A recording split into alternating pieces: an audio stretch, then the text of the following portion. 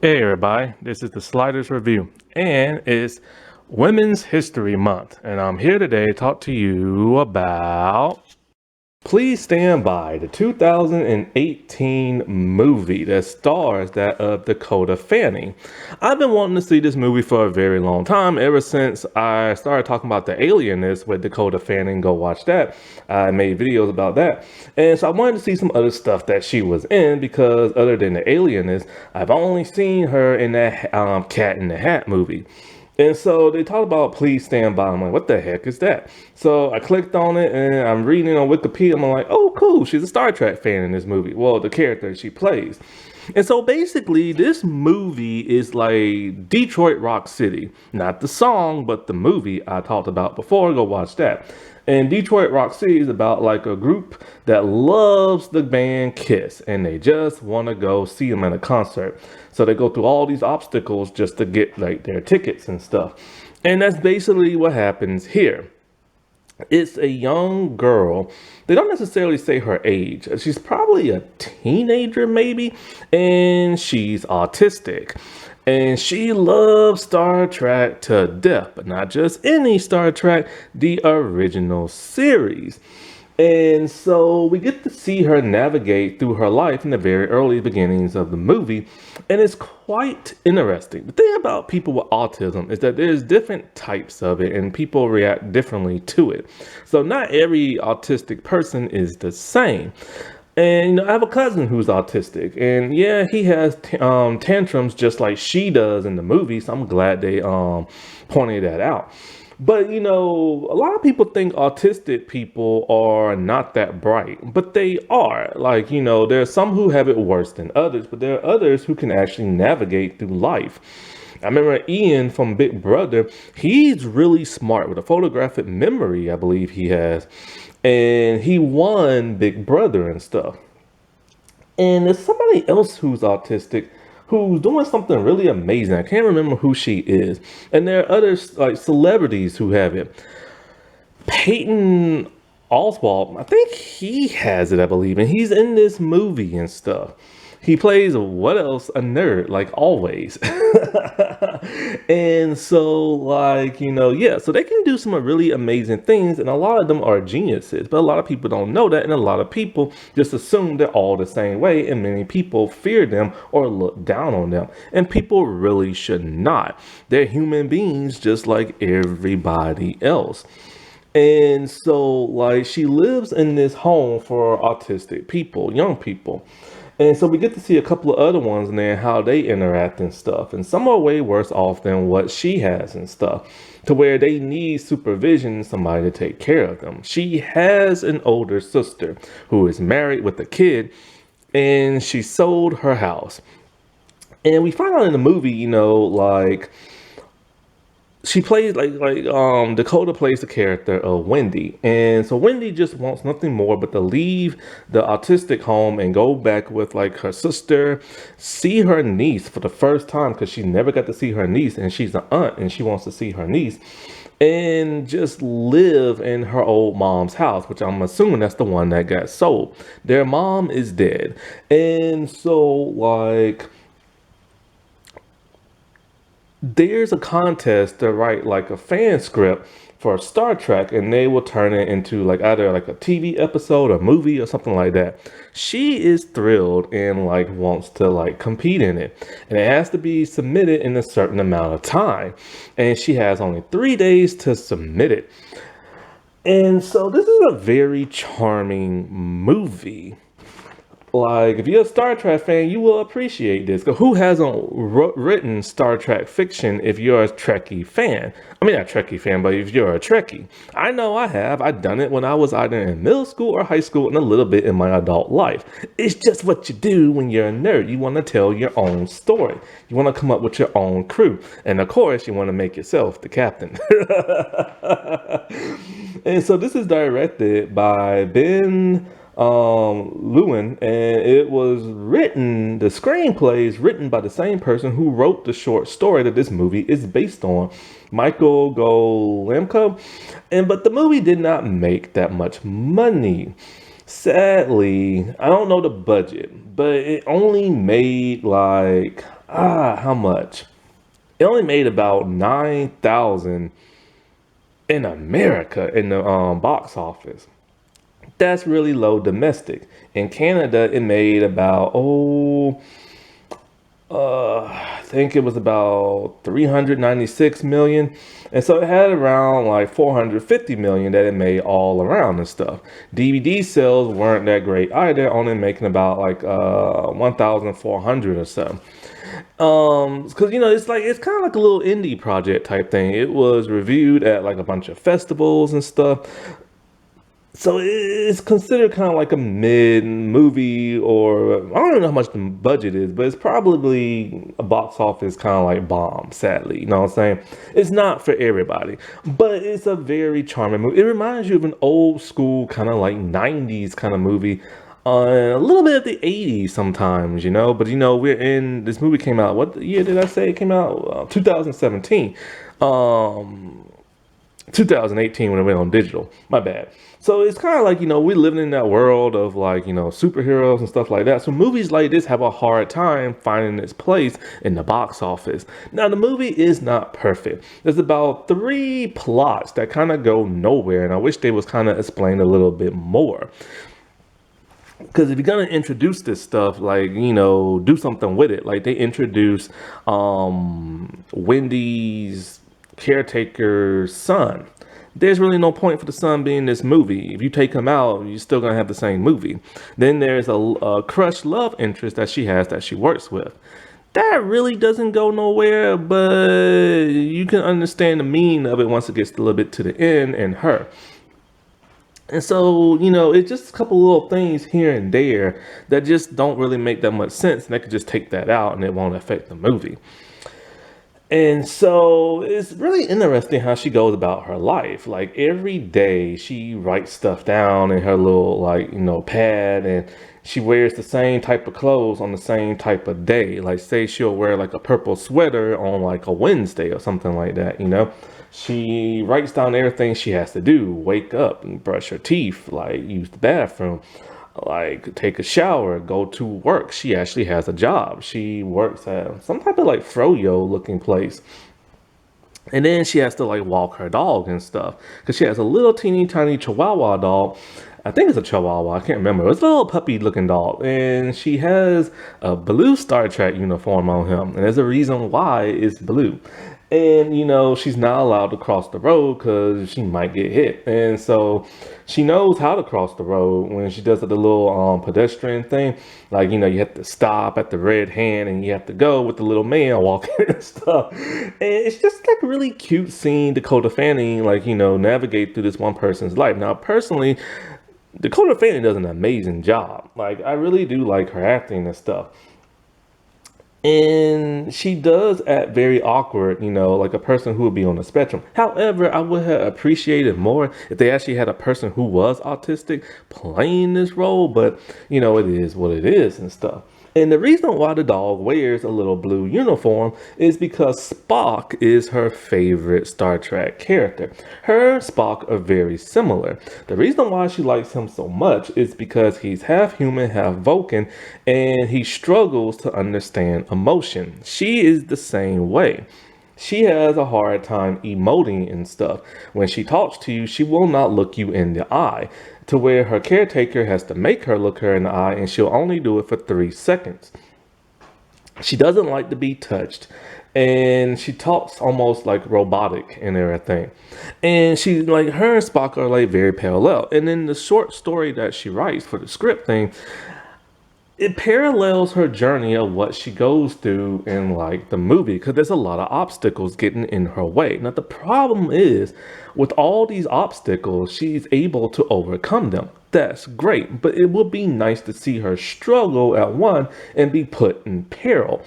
The fact that she keeps overcoming all these obstacles makes you know that everything's going to be all right. She needs to have one huge hurdle that's going to get in her way that she's unable to get out of, and then miraculously she's able to get out of it. That would have been nice to see. And some of these obstacles, because the thing is, when she writes her script, it's 450 pages long, and before she submits, she wants like her caretaker to read it. her caretaker gets a little distracted because her son got kicked out of school. That plot goes absolutely nowhere. It turns out her son is also a Star Trek nerd as well, and he's able to relate to that of Wendy, but they don't really interact in the movie, so it's kind of pointless having him there. And so the guy at her work makes her a mixtape, and he likes her and stuff, but she just doesn't quite understand because she's not really good with emotions. So, anyways, after she writes it and after her caretaker reads it, she talks to her sister. They get into an argument because her sister is unable to take care of her, and all she wants to do is go home and see her niece and hold her for the first time. But, her sister breaks down and just leaves. But she wants her sister to take her to Los Angeles to Paramount Studios to submit it because now she's ran out of time to submit it through the mail and it won't get there. So she decides to leave the house in the middle of the night and go on her own. She's caught the bus before, but she's never went on like a Greyhound bus where everything's slightly different. And you worry about her throughout this entire movie because one, she's autistic. Two, she's never went as far as her job and she's going to a completely different city. And nobody knows she left until the caretaker comes in the morning and realizes she is gone. So the caretaker and the sister look for her because they realize she's going to Los Angeles. And there she has her hurdles and everything. She has money to take with her, but her dog wants to come along, so she takes him with her. And it's so funny. She's all like, you have to eat peanut butter and jelly sandwiches like a human. and stuff. And so, like, she gets her ticket and she's on the bus, but then she sees the sign that says no pets allowed, so she has to hide him in the bag until he comes out to pee and pees on the floor. And the bus driver literally kicks her off on, like, the interstate. So she hoofs it, and then she goes to some kind of weird abandoned place where she meets a woman holding a baby and they interact. And when she goes to use the restroom, the lady's all like, oh yeah, I'll take you to Los Angeles. Well, turns out that the lady has a boyfriend and they rob her blind. They take all her money and then they take her little palm pocket iPad thing or whatever you call it. And the woman with the baby's like, oh, I'm sorry. But they still robbed her blind. So all she has is a bunch of quarters. Her next obstacle is like she wants some chocolate. So she gets a bag of Snickers. And the clerk is trying to grift her and stuff. He charges her $18 and then no more than $2.30. And this is when an old lady comes to her rescue. And she's played by none other than Marla Gibbs from 227. And so she's all like, oh, I'll take care of you and stuff like that. So they get on like this little transit bus van type thing. And, you think like, what's going to happen to her next? Well, there's an old driver who's driving the little thing. I think the lady was going to the old folks' home. And her and the old lady bond, talking about how the old lady doesn't want to be a burden on her nephew. Her nephew is very similar to that of Wendy. And so this is another parallel type thing because Wendy is a burden to her sister husband, and the old lady doesn't want to be a burden to her nephew. Well, the old man driving the car gets into a car accident because he falls asleep. So I'm thinking, oh crap, dude, what happened? Well, she goes to the hospital because she was in the accident. But she doesn't have a scratch on her. It's like, seriously, all these obstacles and nothing bad really happens to her because she always finds a way out of it. And so when she's at the hospital, this is when her sister and the caretaker, they realize that she's there and they head there, right? Problem is, she does not want to be there. She is determined to get the Paramount Studios no matter what she has to do. And so she is so clever, man. She tells the nurse dude she has to use the bathroom. And so she opens the window, and when he goes in there, he thinks she jumped out the window. She's hiding in the cupboard. in the little cabinet thing. So she grabs her clothes, she gets dressed, but then she has to leave her dog behind. Then when she tries to make her escape, she's on the top floor when she knocks over her script. So she runs to get some of the pages, but she's unable to get them all, so she's starting to freak out. So then she decides to find like a recycle bin with a bunch of papers. A bunch of papers just happen to be in there, and she starts rewriting her script along with the pages she still has. And so this is when the caretaker and all of them know that, she was at the hospital and they lost her and all this other crap. And she tells the sister, Wendy's very resilient. Even though she's on her own, she can take care of herself. But if that was true, why is she staying at the autistic home and stuff? But you do see her be very resilient and everything. And so she's able to get herself out of all these sticky situations. And so when she's at the new bus stop, it's nighttime and no buses are running, and they won't run until 8 in the morning. And so she doesn't have enough money to like get a ticket. It's $22, but she only has $7 in change, and the ticket person won't give her a ticket. So how does she get on the bus? She sees people loading their stuff on the side of the bus, so she sneaks in like the storage compartment. And then when it stops, somehow she knows it stops at Los Angeles, and then she gets like out. And she doesn't even get caught. So eventually, when she's walking in the street asking people where the studio's at, some cops see her. This is where Peyton comes in. And when she sees the cops, for whatever reason, she is scared and she runs. Now, she had a card on her that says, if you ever lost and need help, call 911. And she's about to, but don't for whatever reason, because she knows they're going to stop her from, achieving her goal. But Peyton's character is able to talk to her in Klingon and calm her down. After that, she waits for the sister and the caretaker where they drive her to the studio. As soon as she's about to drive across the street, she just wants to get out and go on her own. And it's like you go, girl. And so, she crosses the street and she gets there, and it's like, yes, she finally gets to achieve her goal, until this little butthole comes around. It's all like, you can't submit your thing because it has to be submitted through the mail. But she's all like, but this is the post office and everything. There's the slot. I just got to put my thing through there. He's like, no. So she stands up for herself. She finally looks somebody in the eye longer than 3 seconds, and she just berates him, talking about, how hard it is to write something and not have people believe in you and all this other stuff. And then she just sneaks around him and just puts it in the slot and walks off. So, time passes and people are curious. The audience, they want to know, did they accept her writing and stuff? So she starts reading the letter.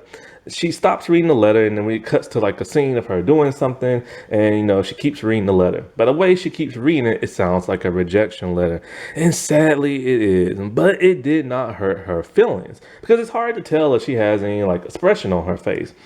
But one thing that is interesting, she goes to her job and she makes the guy who has a crush on her a mixtape.